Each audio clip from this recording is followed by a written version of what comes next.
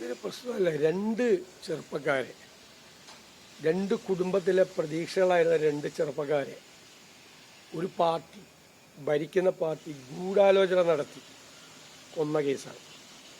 ഗൂഢാലോചന നടത്തുക മാത്രമല്ല, കൊല്ലേണ്ടവരാരെയാണ്, കൊല്ലുന്നവരാരാണെന്ന് പാർട്ടിയാണ് തീരുമാനിച്ചത്. കൊന്നു കഴിഞ്ഞിട്ട് ആയുധങ്ങൾ എവിടെയാണ് ഒളിപ്പിക്കേണ്ടതെന്ന് പാർട്ടിയാണ് തീരുമാനിച്ചത്. ഈ പ്രതികളെ എവിടെയാണ് ഒളിപ്പിക്കേണ്ടതെന്ന് പാർട്ടിയാണ് തീരുമാനിച്ചത്. പാർട്ടി ഭരിക്കുന്ന സർക്കാരിനെ കൊണ്ട് പ്രതികളെ രക്ഷപ്പെടുത്തിക്കാൻ വേണ്ടി ശ്രമം നടത്തിയത് CPM തന്നെയാണ്. അവിടെ പരാജയപ്പെട്ടപ്പോൾ CBI അന്വേഷണത്തിന് വേണ്ടി കുടുംബം ചെന്നപ്പോൾ ഈ അന്വേഷണം കൃത്യമായി സത്യസന്ധമായി നടക്കുന്നില്ല എന്ന് കണ്ടപ്പോൾ കുടുംബം കോടതിയെ സമീപിച്ചപ്പോൾ CBI അന്വേഷണം വരാതിരിക്കാൻ വേണ്ടി കോടികൾ നമ്മളെല്ലാം അടയ്ക്കുന്ന നികുതിയിൽ നിന്ന് ചെലവാക്കിയത് CPM ആണ്. ഞാനതുകൊണ്ടാണ് അന്തർദേശീയ തലത്തിൽ പ്രവർത്തിക്കുന്ന ഒരു ഭീകര സംഘടനയേക്കാൾ മോശമാണ് CPM. അവരൊക്കെ ഒറ്റ വെട്ടിനെ കൊല്ലുള്ളൂ, അല്ലെങ്കിൽ ഒരു വെടിക്കേ കൊല്ലുള്ളൂ. ഇതങ്ങനെയല്ല. ഗൂഢാലോചന നടത്തി ആദ്യ അവസാനം ബ്ലൂ പ്രിന്റ് തയ്യാറാക്കി ചെറുപ്പക്കാരെ കൊല്ലുന്ന പാർട്ടിയാണ്. അപ്പോൾ അവർ തന്നെയാണ് ഇതിൻ്റെ ഉത്തരവാദിത്വം. അത് കേരളമാണ് എന്ന് അവർ മറന്നുപോവാണ്. എന്നിട്ട് അവർ ഈ പ്രതികളെ രക്ഷിക്കാൻ വേണ്ടി ശ്രമം നടത്തുകയാണ്. അവർ ഭരിക്കുന്ന ഈ സംസ്ഥാനത്ത് എങ്ങനെ നീതിന്യായ വ്യവസ്ഥ ശരിയാവും? ഞാൻ നേരത്തെ ചോദിച്ചു, ക്രൈം എന്ന് പറയുന്ന ആർക്കെതിരാണ് ക്രൈം? പീനൽ ലോ അനുസരിച്ചിട്ട് ക്രൈം എന്ന് പറഞ്ഞാൽ ക്രൈം ഒരു വ്യക്തിക്കെതിരെയല്ല. എന്നെ കൊന്നാൽ എനിക്കെതിരെ അല്ല ക്രൈം, സ്റ്റേറ്റിനെതിരെയാണ് ക്രൈം. സ്റ്റേറ്റിനെതിരെയാണ്. നിങ്ങൾ സിവിൽ കേസിൽ പോകുമ്പോൾ നിങ്ങൾ വക്കീലിനെ വയ്ക്കണം അല്ലേ? എന്നെ കൊന്ന എൻ്റെ കുടുംബാംഗങ്ങളല്ല കേസ് നടത്തുന്നത്, സ്റ്റേറ്റാണ് എനിക്ക് വേണ്ടി കേസ് നടത്തുന്നത്. അപ്പോൾ സ്റ്റേറ്റിനെതിരായിട്ടുള്ള ക്രൈമാണ് ഈ കൊലക്കുറ്റം എന്ന് പറയുന്നത്. എന്നിട്ട് ഈ സ്റ്റേറ്റാണ് അവരെ സംരക്ഷിക്കാൻ വേണ്ടി നടക്കുന്ന പ്രതികളെ. വിരോധാഭാസമാണ്. നീതിന്യായ വ്യവസ്ഥയുടെ സങ്കല്പങ്ങൾക്ക് വിരുദ്ധമായ കാര്യമാണ്. എന്നിട്ട് കോടതി വിധിയെ വെല്ലുവിളിക്കുകയാണ് CPM നേതാക്കൾ. കോടതി വിധിയെ വെല്ലുവിളിക്കുകയാണ്. കോടതി വിധിയെ വെല്ലുവിളിച്ചുകൊണ്ട് ഞങ്ങൾ എന്ത് വില കൊടുത്തും ഈ പ്രതികളെ സംരക്ഷിക്കുമെന്നൊരു പാർട്ടി പ്രഖ്യാപിക്കുകയാണ്. പാർട്ടി പുറപ്പുറത്ത് നിന്ന് കയറി പ്രഖ്യാപിക്കുകയാണ്. ഒരു രണ്ട് കുടുംബങ്ങളുടെ മുഴുവൻ പ്രതീക്ഷകളെ തല്ലി തകർത്ത ക്രൂരമായി രണ്ട് ചെറുപ്പക്കാരെ. ഒരു കാരണമില്ലല്ലോ, അവരുടെ രാഷ്ട്രീയ പ്രവർത്തനം അവിടെ നടത്തിയെന്നതല്ലാതെ വേറൊരു പ്രശ്നമില്ലല്ലോ. ആ കാരണത്തിൻ്റെ പേരിൽ അവരെ ക്രൂരമായി കൊല ചെയ്തിട്ട് ആ കുടുംബത്തെ അനാഥമാക്കിയിട്ട് വീണ്ടും വെല്ലുവിളിക്കുകയാണ്. നീതിന്യായ വ്യവസ്ഥയും നാടിനെയും വെല്ലുവിളിക്കുകയാണ്. നമുക്ക് നോക്കാം, ഇവർ ഇത്രയൊക്കെ ശ്രമിച്ചിട്ട് ഇവർക്ക് 14 പേർക്ക് കുറ്റക്കാരാണെന്ന് കോടതി കണ്ടുപിടിച്ചല്ലോ. ബാക്കി 10 പേരുടെയും കൂടി കാര്യത്തിൽ കുടുംബത്തിന് താല്പര്യമുണ്ട് കേസ് പോകാൻ ഞങ്ങൾ എല്ലാ സഹായവും ചെയ്യും. ഇത് അവരുടെ ശരത് ലാലിൻ്റെയും കൃപേഷിൻ്റെയും കുടുംബവും ഇന്ത്യൻ നാഷണൽ കോൺഗ്രസും കൂടി ഒരുമിച്ച് നടത്തിയ പോരാട്ടത്തിൻ്റെ ബലമാണ് ഈ കോടതി വിധി. അത് ഇനി ഇത്തരം സംഭവങ്ങൾ ആവർത്തിക്കാതിരിക്കാൻ ഉള്ളൊരു മുന്നറിയിപ്പ് കൂടിയായി മാറണം. എന്നിട്ടും CPM പഠിച്ചിട്ടില്ല എന്നാണ്. ഈ ക്രൂരന്മാരുടെ കയ്യിലാണ് കേരളത്തിൻ്റെ ഭരണം എന്ന് കേരളത്തിലെ ജനങ്ങൾ തിരിച്ചറിയും. ഈ കൊലയാളികളുടെ കയ്യിലാണ് കേരളത്തിൻ്റെ അധികാരവും പോലീസും സംവിധാനവും മുഴുവൻ ഇരിക്കുന്നത് എന്ന് കേരളം തിരിച്ചറിയും.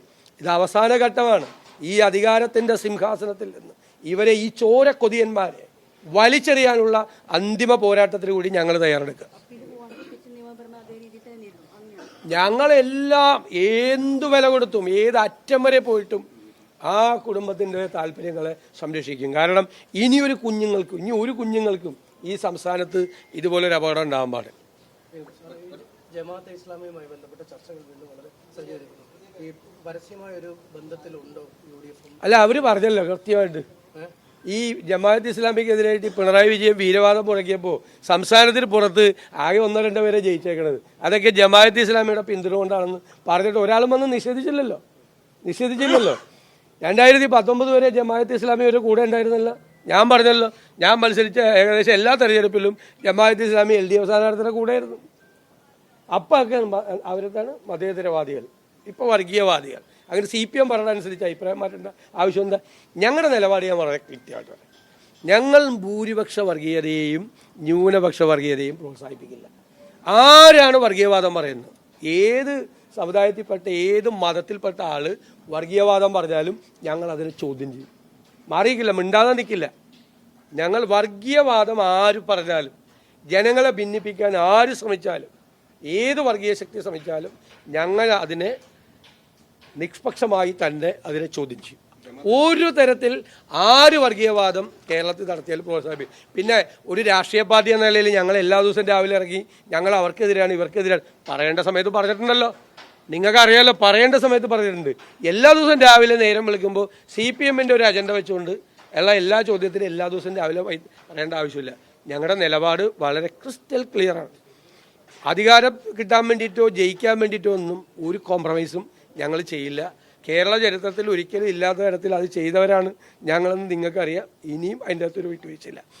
ഏത് ഭൂരിപക്ഷ ഇപ്പോൾ ഭൂരിപക്ഷ വർഗീയതയെ പ്രോത്സാഹിപ്പിക്കുകയാണ് സംഘപരിവാറിനെ സന്തോഷിപ്പിക്കാൻ വേണ്ടി. അതാണ് CPM-ന്റെ അജണ്ട. ആ അജണ്ടയാക്കി എണിയായിട്ട് തന്നെത്താനെ ഇരുന്നാൽ മതി, തന്നെത്താനെ അതിൻ്റെ അകത്ത് വീണോളും. ഈ മുഖ്യമന്ത്രിയും അമീറുമായി ആലപ്പുഴ ഗസ്റ്റ് ഹൗസിൽ വെച്ച് കൂടിക്കാഴ്ച നടത്തിയത് അവർ തന്നെ സ്ഥിരീകരിക്കും. ഞാൻ പറഞ്ഞപ്പോൾ നിങ്ങൾ വിശ്വസിച്ചില്ലല്ലോ. ഞാൻ എത്ര പ്രാവശ്യം പറഞ്ഞിട്ടുണ്ട്. ഈ ജമാഅത്ത് ഇസ്ലാമിയുടെ ആസ്ഥാനത്ത് പിണറായി വിജയൻ എത്ര പ്രാവശ്യം പോയിട്ടുണ്ട്, ഒരുമിച്ച് എത്രയോ പ്രാവശ്യം സന്ദർശിച്ചിട്ടുണ്ട്. ഈ തൊട്ട് മുമ്പുള്ള അമീറായിട്ട് ചർച്ച നടത്തിയിട്ടുണ്ടല്ലോ. ആർക്കറിയാൻ പാടാത്ത കേരളത്തിൽ ആ ആസ്ഥാനത്ത് പോയിട്ടുണ്ടല്ലോ. ദേശാഭിമാനിയുടെ എഡിറ്റോറിയലില്ലേ, ജമാഅത്ത് ഇസ്ലാമിയുടെ പിന്തുണയ്ക്ക് നന്ദി പറഞ്ഞുകൊണ്ട്, ഒന്നും വായിച്ചിട്ടില്ലല്ലേ? ദേശാഭിമാനിയുടെ എഡിറ്റോറിയലും അതിൻ്റെ എഡിറ്റോറിയൽ പേജിലുള്ള സംഭവമുണ്ട്. ഏത് നേരത്തെ ജമാഅത്ത് ഇസ്ലാമി തെരഞ്ഞെടുപ്പിൽ CPM-ന് പിന്തുണ കൊടുത്തതിന് നന്ദി പറഞ്ഞുകൊണ്ട്. ഇത് എന്നിട്ട് ഞാൻ പറയുന്നത് ഇതൊക്കെ കേരളമല്ലേ, ഇത് ആളുകൾക്ക് ഇതെല്ലാം കയ്യിലിരിക്കുകയാണ്. അപ്പോഴാണ് ഒരു സുപ്രഭാതത്തിൽ വന്നിട്ട് ജമാഅത്ത് ഇസ്ലാമി എന്ന് പറയുമ്പോൾ നമ്മളെന്തിനാ അതിന്റെ പുറകെ പോകണം? മറ്റേ NM വിജയന്റെ ഒരു മരണവുമായി ബന്ധപ്പെട്ടുകൊണ്ട് അന്വേഷണം വേണമെന്ന് CPM ആവശ്യപ്പെട്ടിട്ടുണ്ട്. അല്ല, തീർച്ചയായിട്ടും അല്ല, എന്ത് കാര്യമാണെങ്കിലും അന്വേഷിക്കാമല്ലോ. അതിനെന്താ, തീർച്ചയായിട്ടും അദ്ദേഹം മുമ്പ് പരാതി നൽകിയ അതെനിക്ക് അറിയില്ല, അതെനിക്കറിയത്തില്ല. അഴിമതിയുമായി ബന്ധപ്പെട്ട് അതറിയില്ല. എന്ത് കാര്യമാണെങ്കിലും അന്വേഷിക്കാം. ഞങ്ങളുടെ പാർട്ടിയിലൊന്നും ഞങ്ങളങ്ങനെ ഒരാളെ സംരക്ഷിക്കാൻ വേണ്ടി ശ്രമം നടത്തൂല. ആരെങ്കിലും അതിൻ്റെ പുറകിൽ തെറ്റ് പറ്റിയിരുന്നെങ്കിൽ അത് പുറത്തു വന്നോട്ടെ കേട്ടോ.